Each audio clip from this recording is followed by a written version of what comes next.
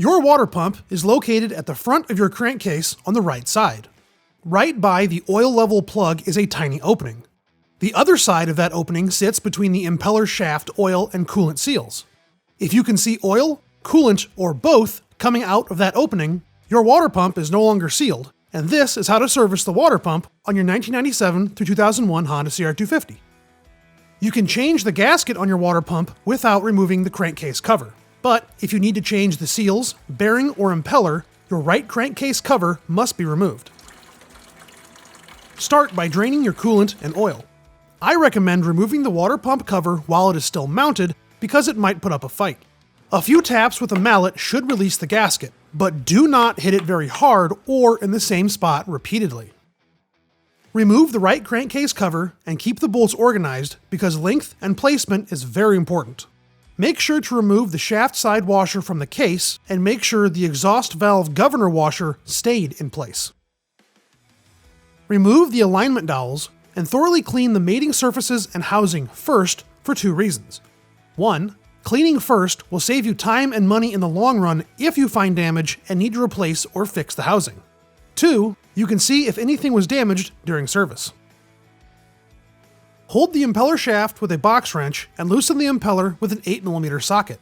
The impeller looks like it is secured with a hex nut, but the impeller is all one piece. Remove the impeller and copper washer, followed by the impeller shaft. Remove the coolant side seal with a flat screwdriver and a towel to protect the housing. The oil side seal is behind the impeller shaft bearing, and the bearing needs to be pulled with a blind bearing puller.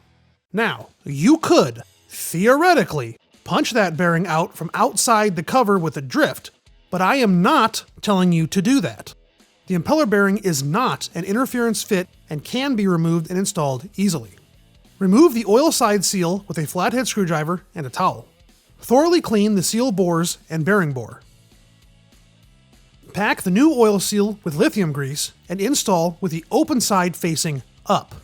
Use a socket of matching size and drive the seal into the bore. Place your new bearing squarely over the bore and drive it into place with a socket that matches the outside bearing race. Drive your bearing until it bottoms out. Pack the coolant side seal with lithium grease and install it with the open side facing up. The coolant seal is a different size, so you will need to use a different matching socket to drive the seal into the bore. Apply grease to the impeller shaft and carefully install it into the case cover in a twisting motion. Install a new copper washer followed by your impeller. Hold the impeller shaft with a box wrench and torque to 106 inch-pounds. Place your new dowels in the crankcase cover. Place your inner gasket, followed by the flow plate, followed by the outer gasket. Place your water pump cover and press it firmly into place. Install the case side impeller shaft washer and make sure the exhaust governor valve washer is still in place. Install a fresh gasket on your crankcase and install the right crankcase cover. Place your bolts that you definitely kept organized and tighten them by hand. The right crankcase bolts do not have a torque specification, but the water pump cover does at 106 inch-pounds. However, I do not recommend torquing these bolts to 106 inch-pounds as I have had several bolts break on me in the past. I recommend tightening the right crankcase cover bolts no tighter than what a small 1/4-inch ratchet will achieve. If you need any help with your water pump service, please let me know in the comments or on social. Thanks for watching, and make sure to like and subscribe.